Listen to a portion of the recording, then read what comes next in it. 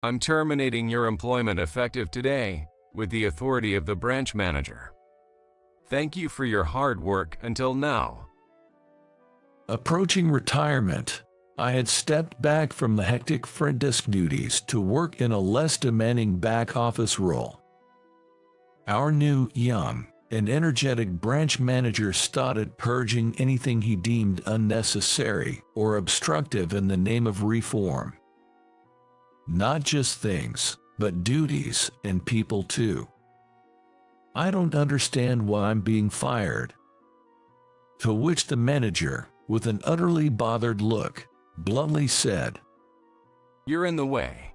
Just sitting back and relaxing with easy work that anyone could do. Getting all self-important after finishing trivial tasks. It's irritating to watch. The manager laid out this absurd reasoning without any shame or consideration. So, it's just trivial work that anyone can do leisurely, huh? If it's a work order, then I have no choice. I decided to comply with the branch manager's directive. A week later, I was bombarded with calls from the bank. My name is Edward. I'm a bank employee working behind the scenes. Currently 51 years old. Having moved away from the busy front desk work, my job now mainly involves handling miscellaneous clerical tasks and occasionally serving long-time customers. Watching young staff bustling at the counter reminds me of my younger days. Being in a back office role, without prospects for further promotion, I'm just waiting for retirement. However, I quite like my current job. It seems a fittingly stable way of working for an employee nearing retirement. In fact, most employees around my age at our branch gradually start to downscale their workload. Many retire earlier than scheduled. Some to enjoy their later years sooner, and others due to personal circumstances like family care or health issues. I guess it's about time for life changes, such as taking care of parents or grandchildren. Just recently, the branch manager retired before reaching retirement age, due to needing to care for his family back home. And today, we have a new branch manager. I'm Michael, your new branch manager. Looking forward to working with everyone. At the morning meeting, the new branch manager, Michael, greeted the staff with great energy. He appears to be about 10 years younger than me. Dressed in a crisp suit and wearing an expensive-looking watch, his eyes were gleaming with ambition. His intense gaze and aura were so dazzling that I honestly felt it would be tough to keep up with him. You there? Could you show me around the office, please? Me? Sure. I'll show you around. Thanks. Everyone else, please carry on with your work as usual. Don't mind me. Michael then started his tour with a young female employee. Let's call her Emily. Like the others, I continued with my regular tasks. Excuse me, but what task are you working on right now? While I was doing data entry work, a loud voice suddenly spoke from above me. Whoa, that startled me. My inner thoughts slipped out. Looking up, I saw Michael, arms crossed and looking rather displeased, and Emily, who seemed a bit troubled, watching me. What's this? Michael asked, looking at my work. I honestly replied, I'm checking and entering application forms. Michael sighed heavily. Honestly, I've never seen such a lax workplace before. He complained with a look of utter disdain. Lax? What do you mean? Just what I said. At my previous branch, no employee took this much time on back office tasks. I'm surprised there are employees specialized in this. Checking and entering documents may not be a big job, but it's necessary work. Mistakes can't be tolerated in tasks involving large sums of money. Someone has to do it, I believe. I don't know how it was at that branch, but is it possible that no one did the back office work? I thought about retorting that, but somehow felt it was too bothersome and gave up. Instead, I just responded, "Is that so?" and gave a wry smile. Emily looked on worriedly, and I felt sorry for her. I thought if I let it slide, Michael would just leave, but he stayed put and seemed to ponder something. Then, as if he had made up his mind, he nodded and announced to no one in particular, Decided. From tomorrow, we will reform this branch. The next day, true to his word, Michael started implementing changes at the branch. First off, he replaced almost all the office equipment with new ones. I wondered where the budget for that came from, but then I noticed an increase in the workload for the younger to mid-level staff, especially at the counter. Tasks that used to be sent to back office jobs like mine were now less frequent, making the already busy staff even busier than before. If he pulls off this reform at the branch, sales will likely increase, benefiting all employees and propelling him to a higher position.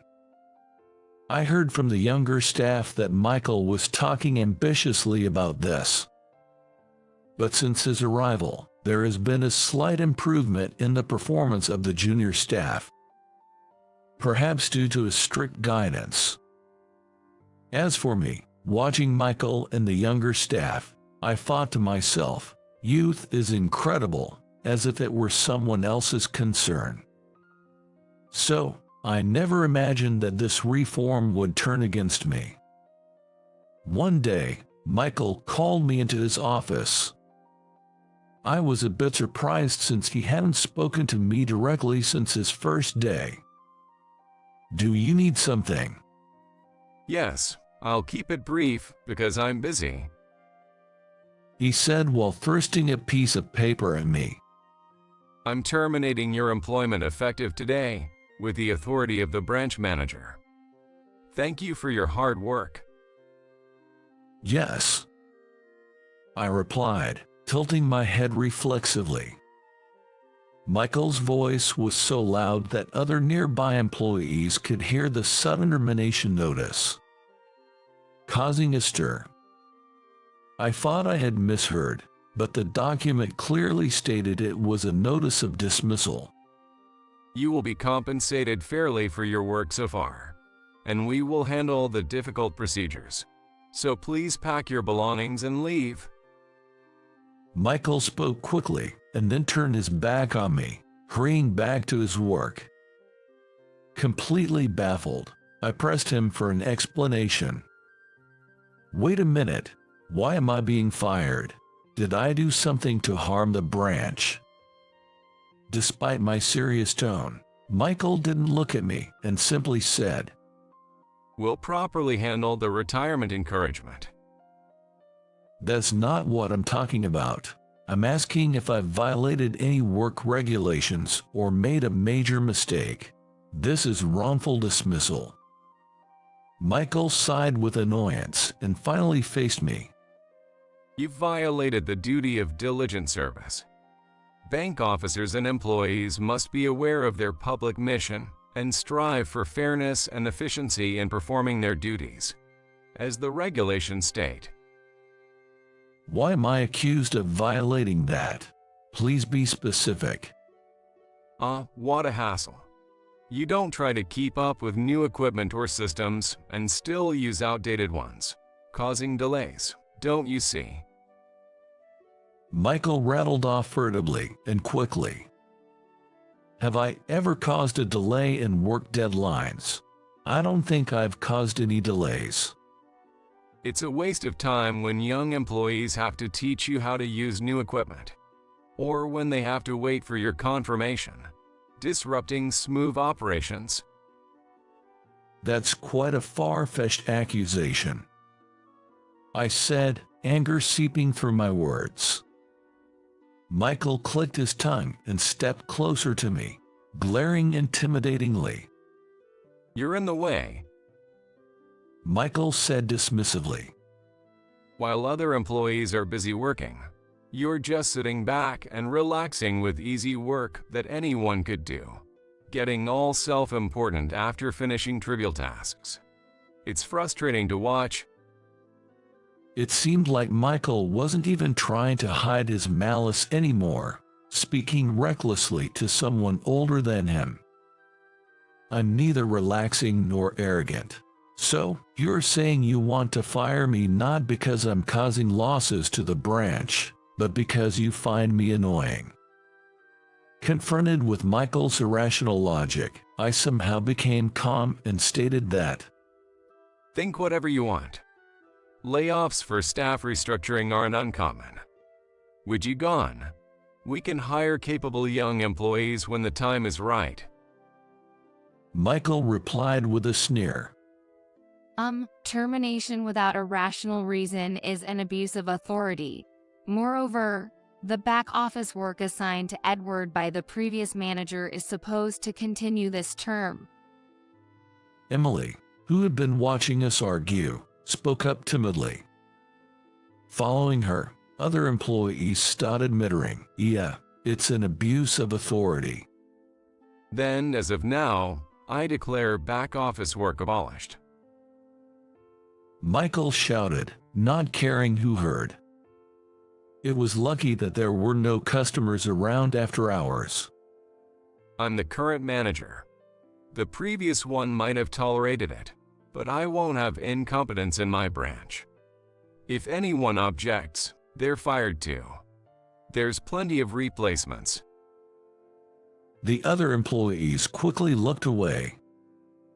Only Emily kept her eyes on Michael, albeit fearfully, realizing the situation might turn against her next. I took a deep breath and calmly said, "Understood. If the position is being abolished, I have no choice but to accept the termination." My sudden acceptance of the order left everyone, including Michael, momentarily speechless. However, let me advise you, everything said and done here has been heard by the other staff. Everything. So please, have no regrets. Regrets? What are you talking about? I'm glad you understand and accept it. It really helps me out. That ended our conversation. I packed my things and finished the minimal handover that day. Leaving the bank where I had worked for over 20 years in such a manner was deeply disappointing. Yet, at my departure, the colleagues I had worked with for years showed they would miss me. Some even with tears. Despite their pleas to reconsider, I left, content with their feelings. A week passed. With no job, I no longer needed to wake up early, leading to erratic sleep patterns. Today, I woke up around 10 a.m. and found several missed calls on my phone. All from the bank I was supposedly fired from a week ago. What's this about? Before I could ponder further, the phone rang again. Picking up, I was greeted with a familiar shouting voice. "What on earth is going on?"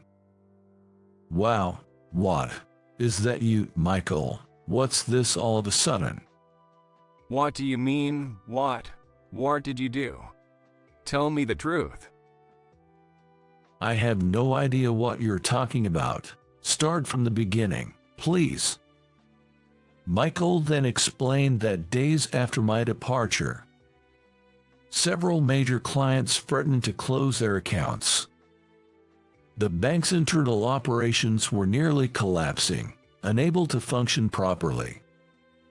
Throughout the conversation, Michael sounded panicked, but frankly, I couldn't care less.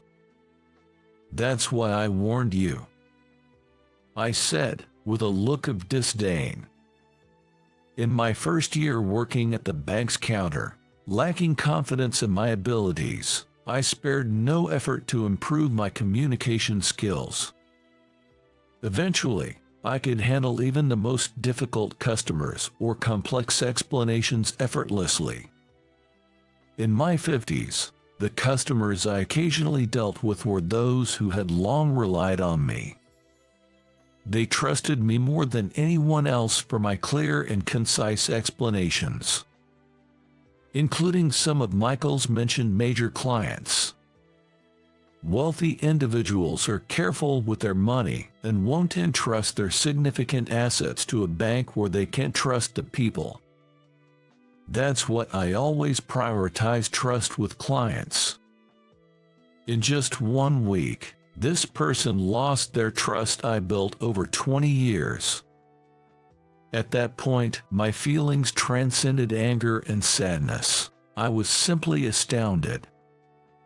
I don't know what caused the major clients to leave all at once, but what do you mean the back office work is on the brink of collapse?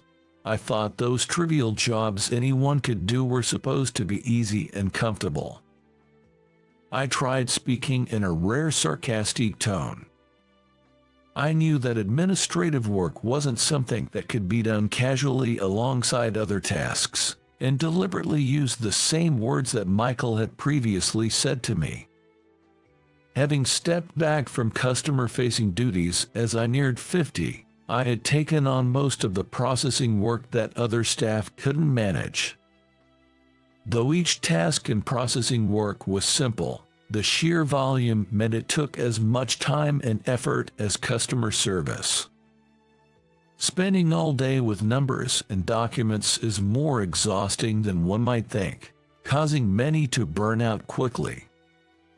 I might be an anomaly, finding joy solely in my work, not having a family or particular hobbies, and always eager to learn new things. In any case, I believed there was no such thing as idle work at the bank. It's obvious. You must have bad-mouthed our branch to your clients. Of course not. As a professional, I would never undermine a branch's reputation out of personal feelings. I simply sent thank you letters to the clients who had relied on me for years. Of course, I was in the process of handing over the clients I had acquired to Emily and other junior employees. When clients visited the bank, I would occasionally greet them, assuring them that they could trust these younger staff members when I eventually retired. When Michael ordered my termination, I wrote personalized greeting cards to each client, explaining my departure. I was terminated for a logical reason, right? For neglecting my duty of diligence. I just informed and apologized to the clients. So, that's why the clients are complaining that you were treated unfairly. You shouldn't have interfered. The apologies in my letters for my supposed negligence did not violate any duty to maintain trust or confidentiality. I believe informing them of my retirement and introducing my successors was the right thing to do. It may sound inappropriate, but I was quite pleased that many clients were angry about the unfair treatment I received. They probably believed that someone like me could never have violated my professional duties. It felt like a validation of my diligent work. Come back immediately. You have to take responsibility for this mess. What are you talking about? You fired me a week ago. I'm no longer an employee there. Shouldn't you be getting back to work instead of wasting time on this pointless conversation? That termination notice was fake. You're still an employee here. Consider the last week as paid leave and come back to work immediately. His audacity knew no bounds, and he even admitted to falsifying documents. Michael's ranting, devoid of any shame, almost made me faint. "You've been quite loud. Isn't it business hours? Are you not bothering the clients?" I tried to stay calm in my response. After a pause, Michael's voice came through the phone, subdued. "Please come to the bank. I'm begging you." Later, I visited the bank as requested and was led to the manager's office, where Michael and the senior bank officials were present. Seeing Michael after a week, he looked worn out, a shadow of his former self, likely chastised by the higher-ups. The executives apologized to me, unanimously asking me to return. "I'm sorry for not meeting your expectations, but I can no longer work under a manager who commits unfair dismissal and document forgery." If the manager changes, would that resolve the issue? Before I could answer, Michael rushed over and apologized deeply. "Edward, I apologize for my rude behavior. I didn't realize you managed many major clients. Please don't let me be fired." Michael's demeanor had changed, though he was still loud. Michael, please keep your voice down. It's carrying over to the client area. As the door opened with a knock, Emily and the president of Brown Real Estate, a major client I managed, stood there. "Edward, Emily has always been under your good care." "Thank you, and I apologize for the disturbance." President Brown greeted me politely when he saw me. He is my longest-serving client, and also the father of Emily, the bank employee. "I've heard about this situation from Emily, and understand it's been tough on you. It has made me think about reassessing where I keep my assets. Today, I came with Emily to take care of that." It seemed that President Brown was also considering closing his account with our bank. Losing a client who had been with me for so long was regrettable, but inevitable. "However, I didn't mean to eavesdrop, but I heard something about changing the branch manager and Edward returning. If that's true, I would feel secure entrusting my assets to Edward again." It's unclear if President Brown's words were decisive, but ultimately, Michael was promptly dismissed. He was given a genuine termination notice, and while his future was of no concern to me, I thought someone with his experience in banking wouldn't struggle to find another job. However, it didn't seem as straightforward as I thought. President Brown, holding accounts at various banks, had casually shared the details of this incident with employees at these banks. Consequently, Michael became blacklisted in the industry and was turned down for employment everywhere he went. There's no duty of confidentiality to a single customer. Emily remarked nonchalantly, which I found somewhat intimidating. I heard through the grapevine that Michael was now making ends meet through part-time jobs. I sent out greeting cards to my clients, informing them of my return to the bank. Those who had once lost trust and closed their accounts were quick to reopen them upon hearing of my reinstatement. This experience taught me the importance of proper transition and passing on responsibilities, and I am now diligently training the younger employees. Fortunately, these young staff members are highly responsible and eager to learn. Being valued and needed even after turning 50 feels incredibly rewarding. With a newfound goal of nurturing the next generation of bankers, I am enjoying my days, filled with excitement and a sense of purpose.